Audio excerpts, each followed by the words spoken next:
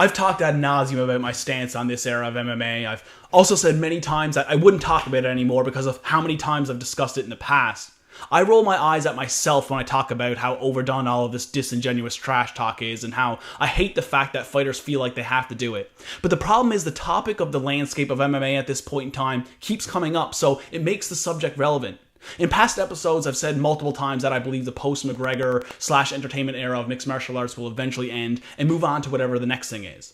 I've never claimed that it'll return to the days when 85% of the fighters would act totally professional in all interviews, press conferences, and weigh-ins. And yes, though it may be hard to recall at this point in time, it wasn't so long ago where this was the case. Of course, you'd see the occasional static being kicked up at a weigh-in from time to time, but the difference is, back then, that if it happened, it was because it was real. Fighters weren't acting that way because they felt like they had to manufacture some sort of fake beef that wasn't even there. That stuff happened because they were involved in a real conflict with their opponent, and you can tell the difference between the two when you go back and look at the tape. Back when Anderson Silva was the longtime reigning middleweight champion, GSP was ruling the welterweight division, and Jose Aldo was just that unbeatable featherweight kingpin, press conferences and interviews were an entirely different animal than what they are today.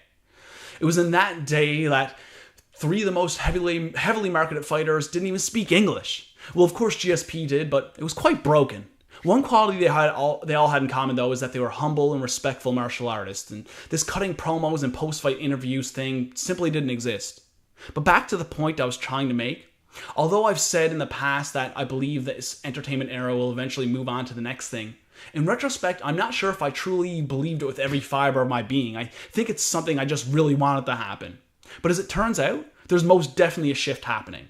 It won't be tomorrow, next week, next month, and probably not even next year, but things are definitely changing. I say this just because lately it's gotten to the point where I'm starting to hear it brought up in the media from time to time.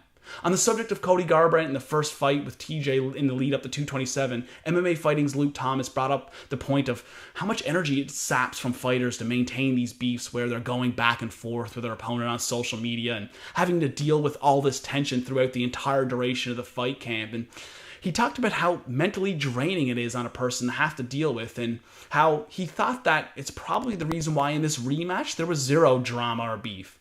Whether it motivates or hinders a fighter, going into a fight emotional is a total burden.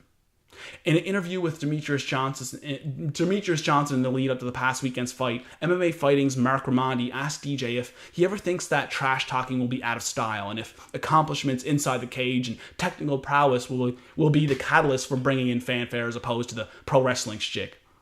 I'm sure it's been mentioned in other past interviews, but I'm just starting to take notice of this stuff now, and I think that's telling. For this fight, it may not have translated into big pay-per-view numbers, but I think the stock and popularity of Mighty Mouse has increased with this past weekend's loss. Fans and fighters alike have been steadily showing their support for DJ because of how classy he was in defeat. In a fight that many fans and media believe he actually should have won on the scorecards, DJ was totally respectful and accepting of the fact that he's no longer the champion. And he gave props to his opponent for besting him. He made no excuses, and he tipped his hat to his opponent and went on into the night. So I think it's that type of behavior, coupled with the fact that overall Johnson is probably the most technically sound fighter that this sport has ever seen, and why I think this is why his stock has gone up. There's also the fact that despite that he's the most winningest champion in UFC history, he's in the very rare company of being a person who reigned as a UFC champion for a long time, but never bought into his own hype that inevitably led to his undoing, like we've seen so often in the past.